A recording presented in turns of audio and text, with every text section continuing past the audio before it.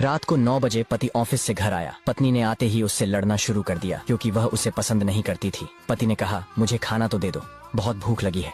पत्नी बोली, खुद जाकर खा लो, मुझे नींद आ रही है। पति चुपचाप सुनता रहा और पत्नी पूरी रात उससे लड़ती रही। जब सुबह हुई तो पति ने कहा, मुझे नाश्ता तो दे दो। पत्नी ने गुस्से में कहा, मैं तुझसे तंग आ गई हूँ, भगवान करे तू मर जाए। पति कुछ नहीं बोला और चुपचाप ऑफिस चला गया। पत्नी अपने बच्चों को स्कूल से लेकर वापस आ ही रही थी तो उसने देखा घर के सामने भीड़ लगी हुई थी।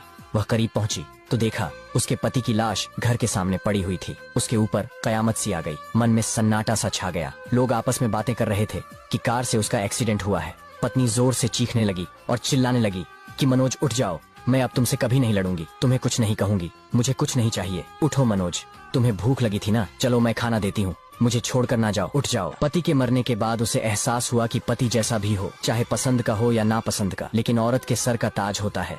अगर सहमत है तो यस लिखे।